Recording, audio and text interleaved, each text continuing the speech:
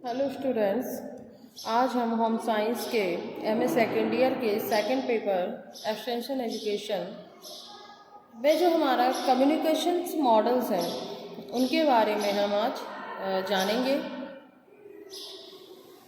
तो संचार प्रक्रिया यानी कम्युनिकेशन प्रोसेस जो होती है, संचार यानी जब दो या एक व्यक्ति दूसरे व्यक्ति से या दूसरे दो अधिक व्यक्तियों में जब संचार होता है तो उसके अंतर्गत जो प्रतिमान होते हैं, जो मॉडल्स होते हैं, उनके बारे में हमें जानना है। तो कम्युनिकेशन मॉडल्स जो होते हैं वो वैज्ञानिकों द्वारा व्यक्त किए गए हैं, जिनमें हमारे अरस्तु के अनुसार मॉडल है, कैनेथ के अनुसार है, बर्लो के अनुसार है, दहामा के अनुसार है एंड अदर और भी बहुत सारे विद्वान हैं जिन्होंने कम्युनिकेशन मॉडल्स के बारे में बताया है। तो इनमें प्रमुख रूप से अगर हम पहले बात करें तो अरस्तु का मॉडल जो है संचार प्रक्रिया का जो हमारा प्रतिमान है वो काफ़ी अच्छा माना जाता है, जिसमें हमारे 3 पॉइंट्स होते हैं। एक तो होता है हमारा स्पीकर यानी जो बोल रहा है यानी वक्ता। दूसरा होता है हमारा स्पीच यानी भाषण, मीन वो क्या बोल रहा है, वो क्या बताना चाह रहा है, वो कहलाता है हमारी स्पीच। और तीसरा होता है सुनने वाला यानी श्रोता या ऑडियंस। तो अरस्तु ने संचार प्रक्रिया का जो उन्होंने मॉडल बताया है उसमें उन्होंने तीन चीज़ों का समावेश किया है, जिसमें स्पीकर, स्पीच एंड ऑडियंस होता है।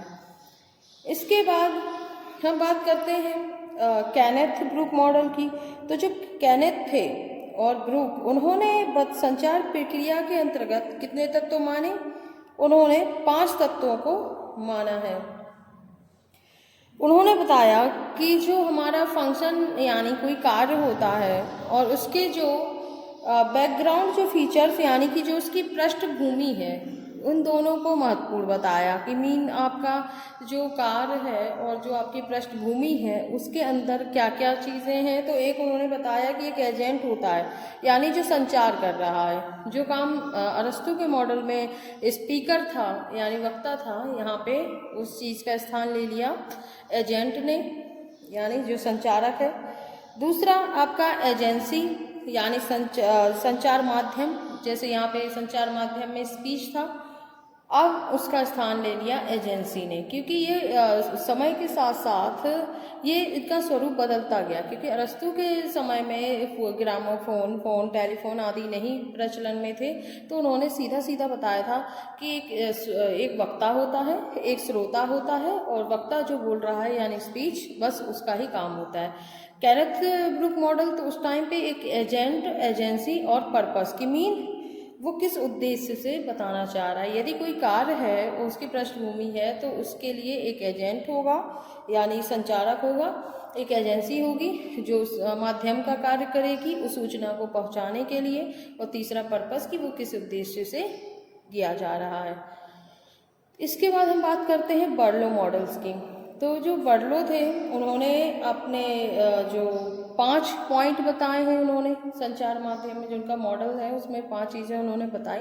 सोर्सेज यानी साधन, इसके बाद आपका आता है इनकोडर यानी जो दे रहा है संकेत, या कहा जाए इसको सही हिंदी वर्ड में तो संकेत करता जो होता है, जिसे हम इनकोडर बोलते हैं, यानी जो भेज रहा है मैसेज। इसके बाद मैसेज चाहिए, क्यों? क्योंकि कोई भी अगर चीज़ बतानी है तो वो मैसेज ही कहलाती है, क्योंकि एक साधन हो गया, फिर एक भेजने वाला यानी प्रेषक हो गया, दूसरा मैसेज जो वो भेजना चाहता है वो मैसेज, इसके बाद वो किस माध्यम से भेजा जा रहा है वो होता है हमारा चैनल, और इसके बाद आपका कौन है, डिकोडर कहलाता है, संकेत जो वाचक होता है। इसके बाद जो उसे हम डिकोडर कहते हैं, और इसके बाद आता है लास्ट में रिसीवर यानी जिसे वो प्राप्त हो रहा है। तो जो बर्लो वैज्ञानिक थे फिर समय के अनुसार इसमें भी आपके चेंजेस हुए। पहले अरस्तु आपका कैनेथ ब्रूक मॉडल आया, उसके बाद बर्लो मॉडल था। जो बर्लो वैज्ञानिक थे उन्होंने बताया कि सोर्सेज यानी साधन होते हैं जिनमें कि encoder, message channel, decoder and receiver होता है। इसके बाद आपका चौथा जो इम्पोर्टेंट है, जो आपके एग्ज़ाम में भी पूछा जाएगा, दहामा मॉडल। तो ये आधुनिक समय के अकॉर्डिंग इसको बनाया गया है, जिसमें एक सेंडर यानी एक प्रेषक होता है जो मैसेज को भेजता है। इसके बाद मैसेज होता है यानी जो आपको संदेश देना है वो एक संदेश होता है।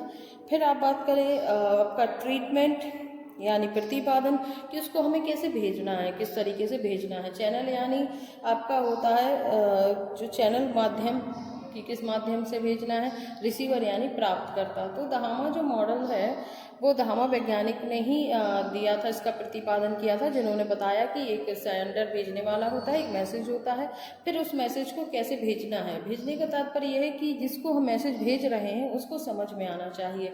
यदि कोई व्यक्ति ज़्यादा पढ़ा लिखा नहीं है तो हम उसे उस हिसाब से भेजेंगे कि वो उसे समझ में आ जाए। जैसे हमने उसमें चित्रों का समावेश कर दिया, उसमें थोड़ी सी चीज़ें हमने उसमें एक्स्ट्रा इंक्लूड कर दी, जैसे कि उसमें जो लैंग्वेज है वो क्षेत्रीय भाषा में कर दी। जैसे कोई क्षेत्रीय भाषा का व्यक्ति है तो उसे क्षेत्रीय भाषा में हमने उसे कन्वर्ट कर दिया। तो उसका उच्चारित करना होता है, जो मैसेज हम भेज रहे हैं तो वो सामने वाले को समझ में आना चाहिए। इसके बाद कौन सा माध्यम यूज़ कर रहे हैं, डाक द्वारा भेज रहे हैं कि अब मोबाइल फ़ोन द्वारा आप भेज रहे हैं। तो ये चीज़ें आपकी इम्पोर्टेंट है कि रिसीवर यानी प्राप्तकर्ता। तो अब आपको क्लियर हो गया होगा कि अरस्तु मॉडल में सिर्फ 3 चीज़ें थी, speaker, speech and audience. Kenneth Brook model में आपके फंक्शन एंड बैकग्राउंड फीचर्स में आपका एजेंट, एजेंसी एंड पर्पस आ जाएगा। बर्लो मॉडल में आपका sources, encoder, message and channel, decoder and receiver.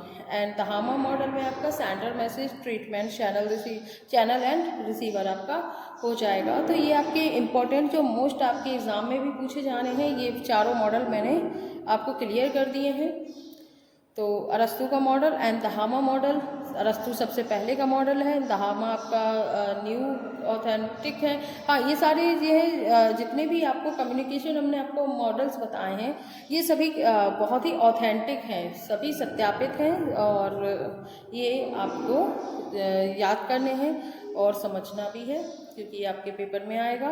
तो आपको याद रखना है कि अरस्तु मॉडल में 3 पॉइंट है, कैनेथ ब्रूक मॉडल में आपके 3 पॉइंट्स हैं, बर्लो मॉडल में आपके 6 पॉइंट हैं, एंड दहामा मॉडल में आपके 5th पॉइंट है।